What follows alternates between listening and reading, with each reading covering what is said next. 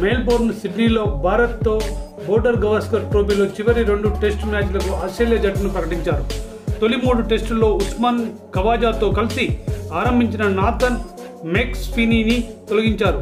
అతని స్థానంలో 19 ఏళ్ల యువ బ్యాట్స్మెన్ శామ్ కాన్స్టన్ తొలిసారిగా ఆస్ట్రేలియా జట్టులోకి వచ్చాడు.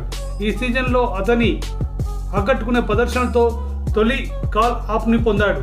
షెఫీల్డ్ ఫీల్డ్తో సౌత్ ఆస్ట్రేలియాపై బ్యాక్ టు బ్యాక్ సెంచరీలు సాధించిన శామ్ కాన్స్టన్స్ ఆ తర్వాత వార్మప్ మ్యాచ్లో ఇండియా ఏపై సెంచరీతో విజృంభించాడు.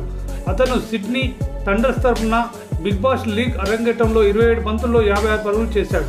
వెస్టర్న్ ఆస్ట్రేలియాపై కూడా 88 పరుగులు చేశాడు. అయితే ఎంసీజీలో కాన్స్టన్స్ ఆస్ట్రేలియా తరఫున ఆడతాడని చెప్పలేము.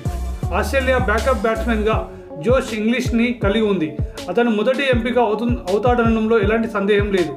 యాంటీ జట్లో మరో ముఖ్యమైన మార్పు జరిగింది. స్టార్ బౌలర్ జోష్ హెజిల్వుడ్ టెస్ట్ సిరీస్ చివరి 2 మ్యాచ్లకు దూరమయ్యాడు. గాయం కారణంగా అతను ఈ సిరీస్కు దూరమయ్యాడు. బ్రిస్బెన్లో జరుగుతున్న 3వ టెస్ట్ మ్యాచ్లో హ్యాజిల్వుడ్ గాయపడ్డాడు. అతని బదులుగా జే రిచర్డ్సన్ను ఆస్ట్రేలియా జట్టులోకి తీసుకున్నారు.